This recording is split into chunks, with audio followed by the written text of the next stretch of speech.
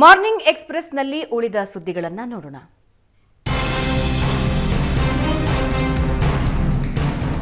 ಚಿಕ್ಕಮಗಳೂರು ಉಸ್ತುವಾರಿ ಸಚಿವ K J George ವಿರುದ್ಧ ಬಿಜೆಪಿ ಸೋಷಿಯಲ್ ಮೀಡಿಯಾದಲ್ಲಿ ಲೇವಡಿ ಮಾಡಿದೆ.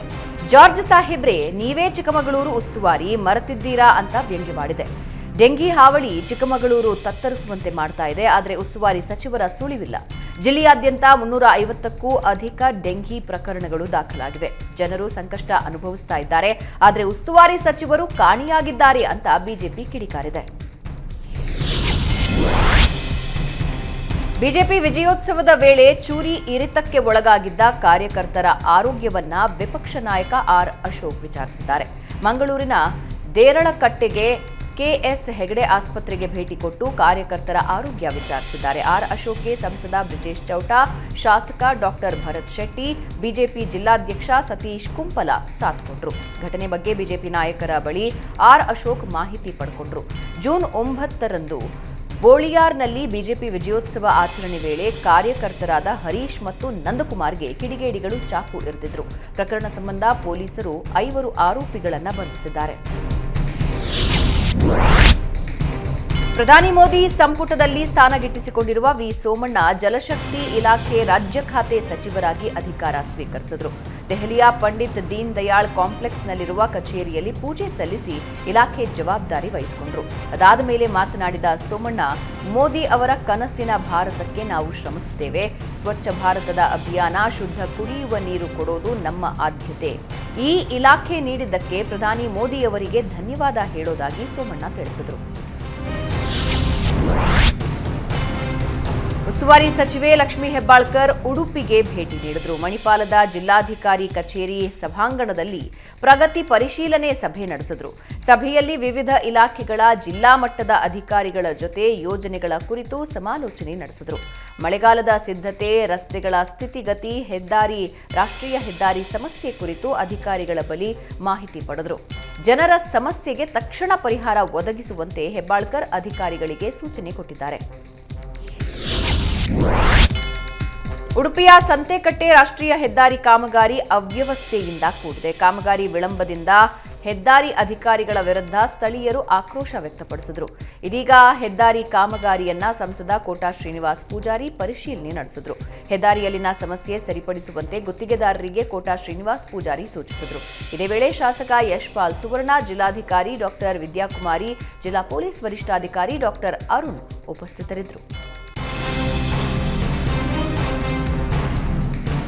ಮದ್ಯಪ್ರಿಯರಿಗೆ ರಾಜ್ಯ ಸರ್ಕಾರ ಮತ್ತೆ ಶಾಕ್ ಕೊಡುವ ಮುನ್ಸೂಚನೆಗಳು ಸಿಗ್ತಾ ಇವೆ. ಲಿಕ್ಕರ್ ರೇಟ್ ಏರಿಕೆಗೆ ರಾಜ್ಯ ಸರ್ಕಾರ ಸಿದ್ಧತೆ ನಡೆಸಿದ್ದು, ಅಬಕಾರಿ ಇಲಾಖೆ ಸಾಮಾನ್ಯವಾಗಿ ವರ್ಷಕ್ಕೊಮ್ಮೆ ಮದ್ಯದ ದರ ಏರಿಕೆ ಮಾಡುತ್ತೆ. ಆದರೆ ಕಳೆದ ಕೆಲ ವರ್ಷಗಳಿಂದ ವರ್ಷಕ್ಕೆ 2ರಿಂದ 3 ಬಾರಿ ದರ ಪರಿಷ್ಕರಣೆ ಮಾಡಲಾಗ್ತಿದೆ. ದರ ಪರಿಷ್ಕರಣೆ ಮಾಡುವಂತೆ ಜನವರಿಯಲ್ಲಿ ಅಬಕಾರಿ ಇಲಾಖೆ ಪ್ರಸ್ತಾವನೆ ಕಳಿಸಿತ್ತು. ಪ್ರತಿ ಬ್ರ್ಯಾಂಡ್ ಮೇಲೆಯೂ 2ರಿಂದ 3 ರೂಪಾಯಿ ಹೆಚ್ಚಿಸುವಂತೆ ಅಬಕಾರಿ ಇಲಾಖೆ ಬೇಡಿಕೆ ಇಟ್ಟಿದೆ. ಮುಂದಿನ ವಾರದೊಳಗೆ ಮದ್ಯದ ದರ ಪರಿಷ್ಕರಣೆಗೆ ಸರ್ಕಾರ ಗ್ರೀನ್ ಸಿಗ್ನಲ್ ನೀಡೋ ಸಾಧ್ಯತೆ ಇದೆ. ಬೀದರ್ ಜಿಲ್ಲೆಯಾದ್ಯಂತ ನಿರಂತರ ಮಳೆ ಅವಾಂತರ ಸೃಷ್ಟಿ ಮಾಡಿದೆ. ಮಾಂಜ್ರಾ ನದಿ ತುಂಬಿ ಹರಿತಾ ಇರೋ ಪರಿಣಾಮ ಕೊಂಗಳಿ ಸುತ್ತಮುತ್ತಲಿನ ಗ್ರಾಮಗಳ ಜಮೀನು ಸಹ ಜಲಾವೃತವಾಗಿತ್ತು. ಹಾನಿಗೊಳಗಾದ ಪ್ರದೇಶಗಳಿಗೆ ಶಾಸಕ ಶರಣು ಸಲಗಾರ್ ಜಿಲ್ಲಾಧಿಕಾರಿಗಳೊಂದಿಗೆ ಭೇಟಿ ನೀಡಿ ಪರಿಶೀಲನೆ ನಡೆಸಿದರು. ಬಸವಕಲ್ಯಾಣ ನಗರದ ಬಸ್ ನಿಲ್ದಾಣ ಸಂಪೂರ್ಣ ಜಲಾವೃತವಾಗಿದ್ದು, ಪ್ರಯಾಣಿಕರು ಪರದಾಡೋ ಪರಿಸ್ಥಿತಿ ನಿರ್ಮಾಣ ಆಗಿದೆ. ಇನ್ನು ಬಸವಕಲ್ಯಾಣ ತಾಲೂಕಿನ ಕೊಹಿನೂರ್ ಹೋಬಳಿ ವ್ಯಾಪ್ತಿಯಲ್ಲಿ ಜಮೀನುಗಳು ಜಲಾವೃತವಾಗಿವೆ. ಜೊತೆಗೆ ಅಟ್ಟೂರ್ ಗ್ರಾಮ ಕೆರೆ ಒಡೆದು ಬಿತ್ತನೆ ಮಾಡಿದ್ದ ರೈತರ ಹೊಲಗಳು ಜಲಾವೃತಗೊಂಡು ಅಪಾರ ಪ್ರಮಾಣದ ನಷ್ಟ ಉಂಟಾಗಿದೆ. ಕೊಪ್ಪಳದಲ್ಲೂ ಮಳೆ ಆರ್ಭಟ ಮುಂದುವರೆದಿದ್ದು ಜನಜೀವನ ಅಸ್ತವ್ಯಸ್ತಗೊಂಡಿದೆ. ನಗರದ ಹಲವೆಡೆ ತಗ್ಗು ಪ್ರದೇಶಕ್ಕೆ ನೀರು ನುಗ್ಗಿದೆ. ನಗರದ ಹಲವೆಡೆ ರಸ್ತೆಗಳು ಹಳ್ಳಗಳಾಗಿ ಪರಿವರ್ತನೆಯಾಗಿದ್ದು, ವಾಹನ ಸವಾರರು ಪರದಾಡುವಂತಾಗಿತ್ತು. ಕೆಲವೆಡೆ ರಾಜಕಾಲುವೆಗಳು ಉಕ್ಕಿ ಹರಿತಾ ಇವೆ. ಬರದ ನಾಡು ಎಂದೇ ಖ್ಯಾತಿ ಪಡೆದಿರುವ ಬಳ್ಳಾರಿಯಲ್ಲಿ ಭರ್ಜರಿ ಮಳೆಯಾಗ್ತಾ ಇದೆ. ಒಂದು ಕಡೆ ಮಳೆಯಿಂದಾಗಿ ಜನಜೀವನ ಅಸ್ತವ್ಯಸ್ತವಾಗಿದೆ, ಮತ್ತೊಂದು ಕಡೆ ರೈತರ ಮೊಗದಲ್ಲಿ ಮಂದಹಾಸ ಮೂಡಿದೆ. ಇನ್ನು ಕಳೆದ 1 ವಾರದಿಂದ ಬಳ್ಳಾರಿ, ವಿಜಯನಗರ, ಅವಳಿ ಜಿಲ್ಲೆಯಲ್ಲಿ ಉತ್ತಮ ಮಳೆಯಾಗಿದ್ದು ಕೃಷಿ ಚಟುವಟಿಕೆ ಜೋರಾಗಿದೆ. ಬಾಗಲಕೋಟೆ ಜಿಲ್ಲೆಯಲ್ಲಿ ಉತ್ತಮ ಮಳೆಯಾಗ್ತಾ ಇದ್ದು ಜಲಪಾತಗಳಿಗೆ ಜೀವಕಳೆ ಬರ್ತಾ ಇದೆ. ಚಾಲುಕ್ಯರ ಐತಿಹಾಸಿಕ ನಾಡು ಹುಲಿಗೆಮ್ಮನ ಕೊಳ್ಳದಲ್ಲಿರುವ ಜಲಪಾತ ಧುಮ್ಮಿಕ್ತಾ ಇದೆ. ಫಾಲ್ಸ್ ಜಲಸಿರಿ ಪ್ರಕೃತಿ ಸೌಂದರ್ಯವನ್ನ ಇಮ್ಮಡಿಗೊಳಿಸಿದೆ. ಜೀವಕಳೆ ಪಡೆದುಕೊಂಡಿರುವ ಜಲಪಾತದ ಸೊಬಗು ಕಣ್ತುಂಬಿಕೊಳ್ಳೋದಕ್ಕೆ ಪ್ರವಾಸಿಗರ ದಂಡೆ ಹರಿದು ಬರ್ತಾ ಇದೆ. ತುಕ್ಕು ಹಿಡಿದ ಸೇತುವೆ ಮೇಲೆ ಗ್ರಾಮಸ್ಥರು ಭಯದಲ್ಲೇ ಓಡಾಡಬೇಕಾದ ದುಸ್ಥಿತಿ ನಿರ್ಮಾಣ ಆಗಿದೆ. ಚಿಕ್ಕಮಗಳೂರಿನಲ್ಲಿ ಭದ್ರಾ ನದಿಗೆ ಅಡ್ಡಲಾಗಿ ಕಟ್ಟಿರುವ ಅತಿ ದೊಡ್ಡ ತೂಗು ಸೇತುವೆ ತುಕ್ಕು ಹಿಡಿತಾ ಇದೆ. ಹೀಗಾಗಿ ಕಳಸಾ ತಾಲೂಕಿನ ಕಲ್ಲುಗೋಡು ಅಂಬತೀರ್ಥ ಗ್ರಾಮಸ್ಥರು ವಿದ್ಯಾರ್ಥಿಗಳು ಪಟ್ಟಣಕ್ಕೆ ಹೋಗೋದಕ್ಕೆ ಪರದಾಟ ನಡೆಸ್ತಾ ಇದ್ದಾರೆ. ಸೇತುವೆ ದುಸ್ಥಿತಿ ಬಗ್ಗೆ ಕಳಸಾ ಗ್ರಾಮ ಪಂಚಾಯಿತಿ ಹಲವಾರು ಬಾರಿ ಮಾಹಿತಿ ನೀಡಿದೆ. ಆದರೂ ಯಾವುದೇ ಕ್ರಮ ಕೈಗೊಂಡಿಲ್ಲ. ಸೇತುವೆ ಸರಿಪಡಿಸದೇ ಇದ್ರೆ ಮುಂದೆ ದೊಡ್ಡ ಅನಾಹುತ ಸಂಭವಿಸೋ ಸಾಧ್ಯತೆ ಇದೆ. ತೂಗು ಸೇತುವೆ ಬಳಿಕ ಕೆಸರುಮಯ ರಸ್ತೆಯಲ್ಲಿ ಓಡಾಡಬೇಕಾದ ಸಂಕಷ್ಟನೂ ಗ್ರಾಮಸ್ಥರಿಗೆ ಎದುರಾಗಿದೆ. ರಾಯಚೂರು ಜಿಲ್ಲೆಯಾದ್ಯಂತ ನಿನ್ನೆ ರಾತ್ರಿ ಇಡೀ ನಿರಂತರವಾಗಿ ಮಳೆಯಾಗಿದೆ. ಬಿಸಿಲಿನ ಬೇಗೆಗೆ ಬತ್ತಿ ಹೋಗಿದ್ದ ಕೆರೆಗಳಿಗೆ ನೀರು ಹರಿದು ಬರ್ತಾ ಇದೆ. ನಗರದ ತಗ್ಗು ಪ್ರದೇಶಗಳಿಗೆ ನೀರು ನುಗ್ಗಿ ಜನಜೀವನ ಅಸ್ತವ್ಯಸ್ತವಾಗಿದೆ. ಹಳ್ಳದ ನೀರು ದನದ ಕೊಟ್ಟಿಗೆಗೆ ನುಗ್ಗಿದ ಪರಿಣಾಮ 2 ಎತ್ತುಗಳು ಮೃತಪಟ್ಟ ಘಟನೆ ಕಲಬುರಗಿಯ ಆಳಂದ ತಾಲೂಕಿನ ಕಮಲಾನಗರ ಗ್ರಾಮದಲ್ಲಿ ನಡೆದಿದೆ.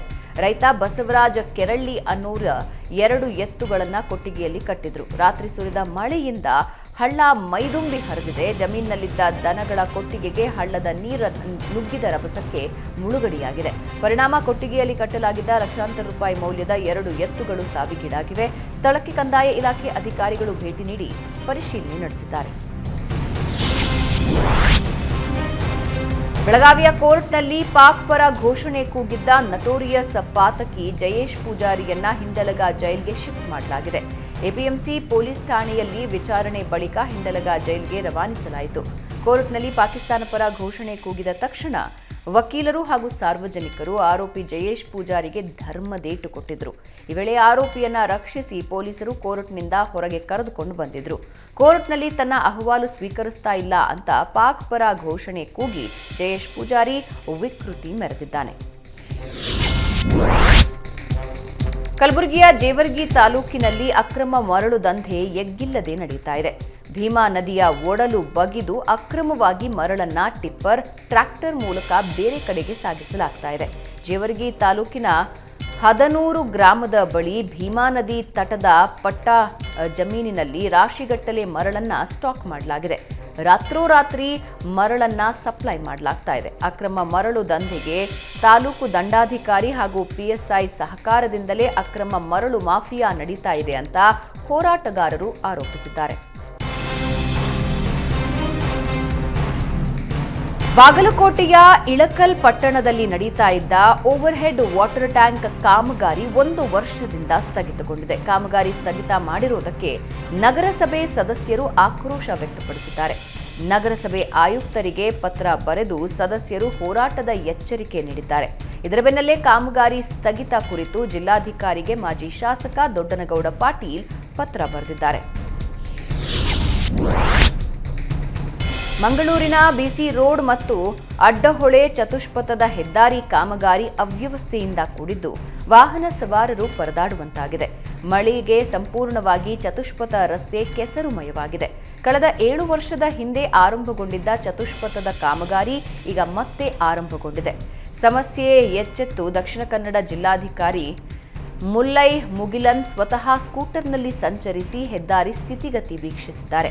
ಹೆದ್ದಾರಿಯ ಸಮಸ್ಯೆ ಸರಿಪಡಿಸುವಂತೆ ಹೆದ್ದಾರಿ ಅಧಿಕಾರಿಗಳಿಗೆ ಸೂಚನೆ ನೀಡಿದ್ದಾರೆ. ಬಾಗಲಕೋಟೆಯಲ್ಲಿ ಪ್ರತಿಷ್ಠಿತ ಕಂಪನಿಗಳ ಹೆಸರಿನಲ್ಲಿ ನಕಲಿ ಗುಟ್ಕಾ, ತಂಬಾಕು ತಯಾರು ಮಾಡ್ತಾ ಇದ್ದ ಅಡ್ಡೆ ಮೇಲೆ ಪೊಲೀಸರು ದಾಳಿ ನಡೆಸಿದ್ದಾರೆ. ಮುಧೋಳ ಪೊಲೀಸರು ನಡೆಸಿದ ದಾಳಿ ವೇಳೆ 9 ಮಂದಿಯನ್ನ ಬಂಧಿಸಿದ್ದಾರೆ. 30 ಲಕ್ಷ ಮೌಲ್ಯದ ನಕಲಿ ಗುಟ್ಕಾ ಯಂತ್ರಗಳ ಜಪ್ತಿ ಮಾಡಿದ್ದಾರೆ.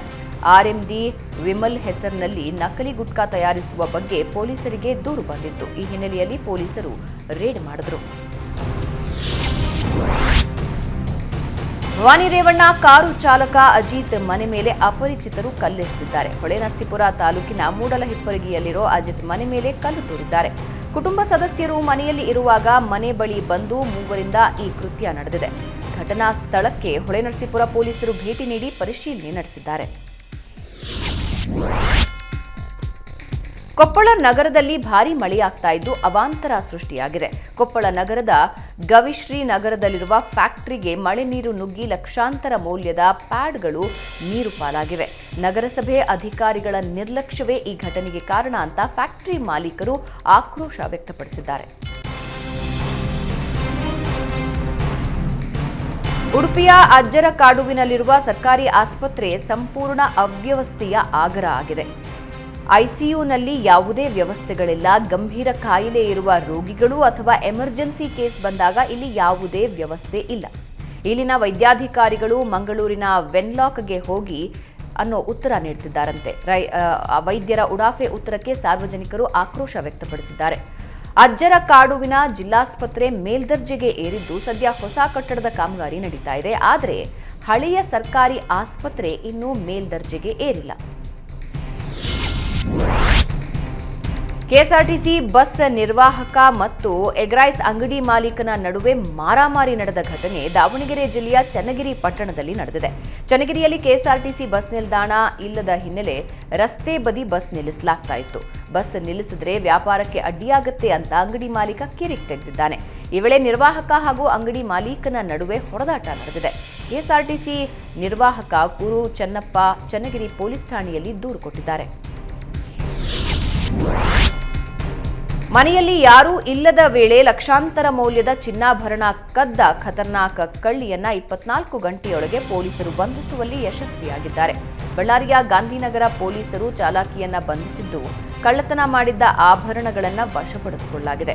ರವಿಕುಮಾರ್ ಅನ್ನೋರ ಮನೆಯಲ್ಲಿ ಬೀಗ ಮುರಿದು 18 ಲಕ್ಷ ಮೌಲ್ಯದ 228 ಗ್ರಾಂ ಚಿನ್ನ ಕಳ್ಳತನ ಮಾಡಿದ್ಲು. ಪೊಲೀಸರು ತನಿಖೆ ಆರಂಭಿಸಿದಾಗ ಕಳ್ಳತನ ಮಾಡಿದ್ದು ಶ್ರೀರಾಂಪುರ ಕಾಲೋನಿಯ ಪೆದ್ದಕ್ಕ ಅನ್ನೋದು ಗೊತ್ತಾಗಿದ್ದು ಕೂಡಲೇ ಪೆದ್ದಕ್ಕಳನ್ನ ಪೊಲೀಸರು ವಿಚಾರಣೆ ಮಾಡಿ ಬಂಧಿಸಿದ್ದಾರೆ. ಬೆಳಗಾವಿಯಲ್ಲಿ ಮಗು ಮಾರಾಟ ಪ್ರಕರಣಕ್ಕೆ ಸಂಬಂಧಪಟ್ಟಂತೆ ನಕಲಿ ವೈದ್ಯನ ಕ್ಲಿನಿಕ್ ಸೀಸ್ ಮಾಡಲಾಗಿದೆ.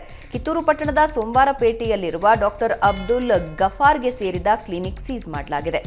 ತಾಲೂಕು ವೈದ್ಯಾಧಿಕಾರಿ ಎಸ್ಎಸ್ ಸಿದ್ದಣ್ಣವರ ನೇತೃತ್ವದಲ್ಲಿ ಕ್ಲಿನಿಕ್ ಮೇಲೆ ದಾಳಿ ಮಾಡಲಾಯಿತು. ಈ ವೇಳೆ ವೈದ್ಯಕೀಯ ಸಾಮಗ್ರಿಗಳು, ಔಷಧಿಗಳನ್ನು ವಶಕ್ಕೆ ಪಡೆಯಲಾಗಿದೆ.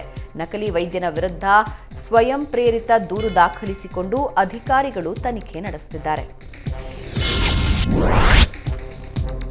ಗ್ರಾಮ ಪಂಚಾಯಿತಿ ವಾಟರ್ಮ್ಯಾನ್ ಮೇಲೆ ಹಲ್ಲೆ ನಡೆಸಿದ ಪ್ರಕರಣಕ್ಕೆ ಸಂಬಂಧಿಸಿದಂತೆ 4 ಪೊಲೀಸ್ ಅಧಿಕಾರಿಗಳ ವಿರುದ್ಧ ಎಫ್ಐಆರ್ ದಾಖಲಾಗಿದೆ. ನ್ಯಾಯಾಲಯದ ಆದೇಶದ ಮೇರೆಗೆ ಕುಣಿಗಲ್ನ DYSP Omprakash, circle inspector Madhava Nayak, Amruthur police ಠಾಣೆಯ ಸಬ್ ಇನ್ಸ್ಪೆಕ್ಟರ್ ಶಮಂತ್ ಗೌಡ ಹಾಗೂ ದಯಾನಂದ್ ವಿರುದ್ಧ ಪ್ರಕರಣ ದಾಖಲಿಸಿಕೊಳ್ಳಲಾಯಿತು.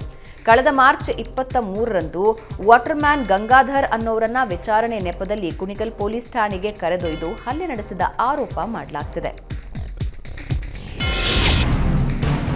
ಸಚಿವ ಸತೀಶ್ ಜಾರಕಿಹೊಳಿ ಮುಖ್ಯಮಂತ್ರಿಯಾಗಲೆಂದು ಅಭಿಮಾನಿಗಳು ದೇವರ ಮೊರೆ ಹೋಗಿದ್ದಾರೆ. ಯಮಕನಮರಡಿ ಕ್ಷೇತ್ರದ ಸತೀಶ್ ಜಾರಕಿಹೊಳಿ ಅಭಿಮಾನಿಗಳು ಕುಕ್ಕೆ ಸುಬ್ರಹ್ಮಣ್ಯ ದೇವಸ್ಥಾನದಲ್ಲಿ ವಿಶೇಷ ಪೂಜೆ ಸಲ್ಲಿಕೆ ಮಾಡಿದ್ದಾರೆ. ಸತೀಶ್ ಜಾರಕಿಹೊಳಿ ಅವರ ಭಾವಚಿತ್ರ ಹಿಡಿದು ಅಭಿಮಾನಿಗಳು ಘೋಷಣೆ ಕೂಗಿದ್ದಾರೆ. 18ನೇ ಲೋಕಸಭೆಯ ಮೊದಲ ಅಧಿವೇಶನ ಜೂನ್ 24ರಿಂದ ಜುಲೈ 3ರವರೆಗೆ ನಡೆಯುತ್ತೆ. ಈ ವೇಳೆ ಸಂಸದೀಯ ವ್ಯವಹಾರಗಳ ಸಚಿವ ಕಿರಣ್ ರಿಜಿಜು ಮಾಹಿತಿ ನೀಡಿದ್ದಾರೆ. ಮೊದಲ ಅಧಿವೇಶನದಲ್ಲಿ ಹೊಸದಾಗಿ ಆಯ್ಕೆಯಾಗಿರುವ ಸಂಸದರು ಪ್ರಮಾಣ ವಚನ ಸ್ವೀಕರಿಸಲಿದ್ದಾರೆ. ಹಾಗೆ ಲೋಕಸಭೆ ಸ್ಪೀಕರ್ ಆಯ್ಕೆಯೂ ನಡೆಯುತ್ತೆ. ರಾಷ್ಟ್ರಕ್ಕೆ ಸೇವೆ ಸಲ್ಲಿಸೋದು ನಮ್ಮ ಕರ್ತವ್ಯ. 140 ಕೋಟಿ ಭಾರತೀಯರ ಆಕಾಂಕ್ಷೆಗಳ ಈಡೇರಿಕೆಗೆ ಸಂಸತ್ ಪರಿಪೂರ್ಣ ವೇದಿಕೆ ಅಂತ ಕಿರಣ್ ರಿಜಿಜು ತಮ್ಮ ಎಕ್ಸ್ ಖಾತೆಯಲ್ಲಿ ಬರ್ಕೊಂಡಿದ್ದಾರೆ. ಆಂಧ್ರಪ್ರದೇಶದಲ್ಲಿ ಚಂದ್ರಬಾಬು ನಾಯ್ಡು ದರ್ಬಾರ್ ಶುರುವಾಗಿದೆ. 4ನೇ ಬಾರಿಗೆ ಆಂಧ್ರ ಸಿಎಂ ಆಗಿ ಚಂದ್ರಬಾಬು ನಾಯ್ಡು ಪ್ರಮಾಣ ವಚನ ಸ್ವೀಕರಿಸಿದ್ದಾರೆ. ಜನಸೇನಾ ಸಂಸ್ಥಾಪಕ ನಟ ಪವನ್ ಕಲ್ಯಾಣ್ ಉಪಮುಖ್ಯಮಂತ್ರಿಯಾಗಿ ಪದಗ್ರಹಣ ಮಾಡಿದ್ರು. ವಿಜಯವಾಡದಲ್ಲಿ ಆಯೋಜಿಸಲಾಗಿದ್ದ ಪ್ರಮಾಣ ವಚನ ಕಾರ್ಯಕ್ರಮದಲ್ಲಿ ಪ್ರಧಾನಿ ಮೋದಿ, ಅಮಿತ್ ಶಾ, ಸೂಪರ್ ಸ್ಟಾರ್ ರಜನಿಕಾಂತ್, ನಟ ಚಿರಂಜೀವಿ ಸೇರಿದಂತೆ ಹಲವು ಗಣ್ಯರು ಭಾಗಿಯಾಗಿದ್ದರು. ಈ ಬಾರಿ ಟಿಡಿಪಿ, ಜನಸೇನಾ ಹಾಗೂ ಬಿಜೆಪಿ ಒಟ್ಟಾಗಿ ಚುನಾವಣೆಯನ್ನ ಎದುರಿಸಿದ್ವು. ಚುನಾವಣೆಯಲ್ಲಿ ಜಗನ್ರ ವೈಎಸ್ಆರ್ಸಿ ಪಕ್ಷದ ವಿರುದ್ಧ ಮಿತ್ರಕೂಟ ಭರ್ಜರಿ ಗೆಲುವು ದಾಖಲಿಸಿ ಅಧಿಕಾರದ ಚುಕ್ಕಾಣಿ ಹಿಡಿದಿದೆ.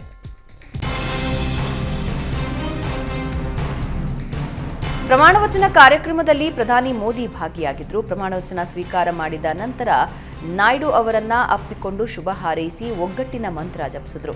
ಇನ್ನು ಪ್ರಮಾಣವಚನ ಕಾರ್ಯಕ್ರಮದಲ್ಲಿ ಪವನ್ ಕಲ್ಯಾಣ್ ಮತ್ತು ಚಿರಂಜೀವಿಯನ್ನ ಮೋದಿ ಮಾತಾಡಿಸಿದ್ದು ಗಮನ ಸೆಳೆಯಿತು. ಇಬ್ಬರನ್ನೂ ಒಟ್ಟಿಗೆ ಕೈ ಹಿಡಿದು ಜನರತ್ತ ತೋರಿಸಿ ಜೊತೆಗೆ ಪವನ್ ಕಲ್ಯಾಣ್ರನ್ನ ಮನಸಾರೆ ಹೊಗಳಿದ್ರು. ಒಡಿಶಾದಲ್ಲಿ 24 ವರ್ಷಗಳ ಕಾಲ ಆಡಳಿತ ನಡೆಸಿದ್ದ ನವೀನ್ ಪಟ್ನಾಯಕ್ ನೇತೃತ್ವದ ಬಿಜೆಡಿ ಸರ್ಕಾರ ಪತನವಾಗಿದೆ. ರಾಜ್ಯದಲ್ಲಿ ಬಿಜೆಪಿ ಸರ್ಕಾರ ರಚನೆಯಾಗಿದ್ದು, ಮುಖ್ಯಮಂತ್ರಿಯಾಗಿ ಆರ್ಎಸ್ಎಸ್ ಹಿನ್ನೆಲೆಯ ಮೋಹನ್ ಚರಣ್ ಮಾಝಿ ಪ್ರಮಾಣವಚನ ಸ್ವೀಕರಿಸಿದರು. ಸಿಎಂ ಮಾಝಿ ಜೊತೆ ಡಿಸಿಎಂ ಆಗಿ ಕನಕ್ ವರ್ಧನ್ ಸಿಂಗ್ ದಿಯೋ ಮತ್ತು ಪ್ರವತಿ ಪರಿದಾ ಪ್ರಮಾಣವಚನ ಸ್ವೀಕರಿಸಿದರು. ಈ ಅದ್ದೂರಿ ಕಾರ್ಯಕ್ರಮಕ್ಕೆ ಪ್ರಧಾನಿ ಮೋದಿ ಸೇರಿ ಗಣ್ಯಾತಿಗಣ್ಯರು ಸಾಕ್ಷಿಯಾದರು. ಅರುಣಾಚಲ ಪ್ರದೇಶದ ಮುಖ್ಯಮಂತ್ರಿಯಾಗಿ ಬಿಜೆಪಿ ನಾಯಕ ಪೇಮಾ ಖಂಡೂರನ್ನ ಪುನರಾಯ್ಕೆ ಮಾಡಲಾಗಿದೆ ಅಂತ ಬಿಜೆಪಿ ಹಿರಿಯ ನಾಯಕ ತರುಣ್ ಚುಗಾ ಹೇಳಿದ್ದಾರೆ. ನಿನ್ನೆ ನಡೆದ ಶಾಸಕಾಂಗ ಪಕ್ಷದ ಸಭೆಯಲ್ಲಿ ಪೇಮಾ ಖಂಡೂರನ್ನ ಶಾಸಕಾಂಗ ಪಕ್ಷದ ನಾಯಕರನ್ನಾಗಿ ಆಯ್ಕೆ ಮಾಡಲಾಯಿತು. ಈ ಮೂಲಕ 3ನೇ ಬಾರಿ ರಾಜ್ಯದ ಮುಖ್ಯಮಂತ್ರಿ ಆಗಲಿದ್ದಾರೆ. ಚುಗ್ ಮತ್ತು ರವಿಶಂಕರ್ ಪ್ರಸಾದ್ ಕೇಂದ್ರದಿಂದ ಪಕ್ಷದ ವೀಕ್ಷಕರಾಗಿ ಸಭೆಯಲ್ಲಿ ಭಾಗವಹಿಸಿದರು. ಈಶಾನ್ಯ ರಾಜ್ಯದವರೇ ಆಗಿರುವ ಕೇಂದ್ರ ಸಚಿವ ಕಿರಣ್ ರಿಜಿಜು ಕೂಡ ಹಾಜರಿದ್ದರು. 3ನೇ ಬಾರಿ ಪ್ರಧಾನಿಯಾದ ಬಳಿಕ ಮೋದಿ ಮೊದಲ ವಿದೇಶ ಪ್ರವಾಸ ಕೈಗೊಂಡಿದ್ದಾರೆ. G7 ಶೃಂಗಸಭೆಯಲ್ಲಿ ಪಾಲ್ಗೊಳ್ಳುವುದಕ್ಕೆ ಇವತ್ತು ಇಟಲಿಗೆ ತೆರಳಿದ್ದಾರೆ. ಜೂನ್ 14ರಂದು ನಡೆಯಲಿರುವ 50ನೇ G7 ಶೃಂಗಸಭೆಯಲ್ಲಿ ಪಾಲ್ಗೊಂಡಿದ್ದಾರೆ. ಇಟಲಿ ಪ್ರಧಾನಮಂತ್ರಿಯ ಆಹ್ವಾನದ ಮೇರೆಗೆ ಪ್ರಧಾನಿ ಮೋದಿ ಇಟಲಿಯ ಅಪುಲಿಯಾಗೆ ತೆರಳಿದ್ದಾರೆ ಅಂತ ವಿದೇಶಾಂಗ ಕಾರ್ಯದರ್ಶಿ ವಿನಯ್ ಮೋಹನ್ ಕ್ವಾತ್ರಾ ಮಾಹಿತಿ ನೀಡಿದ್ದಾರೆ. ಇದು G20 ಶೃಂಗಸಭೆಯಲ್ಲಿ ಭಾರತದ ಪ್ರಮುಖ ವಿಷಯಗಳ ಕುರಿತು ಇತರ ವಿಶ್ವ ನಾಯಕರೊಂದಿಗೆ ಹಂಚಿಕೊಳ್ಳುವ ಅವಕಾಶ ನೀಡುತ್ತೆ ಅಂತ ಅವರು ಹೇಳಿದ್ದಾರೆ. ಟೀಂ ಇಂಡಿಯಾ ಕ್ರಿಕೆಟಿಗ ಮಯಾಂಕ್ ಅಗರ್ವಾಲ್ ಟೆಂಪಲ್ ರನ್ ನಡೆಸಿದ್ದಾರೆ. ಪತ್ನಿಯ ಜೊತೆ ಕುಕ್ಕೆ ಸುಬ್ರಹ್ಮಣ್ಯಕ್ಕೆ ಭೇಟಿ ನೀಡಿ ಸರ್ಪ ಸಂಸ್ಕಾರ ಪೂಜೆ ಮಾಡಿದ್ದಾರೆ. ಅದಾದ ಮೇಲೆ ಕಟೀಲು ದುರ್ಗಾ ಪರಮೇಶ್ವರಿ ದೇವಸ್ಥಾನಕ್ಕೆ ಅಗರ್ವಾಲ್ ದಂಪತಿ ಭೇಟಿ ಕೊಟ್ಟಿದ್ದಾರೆ.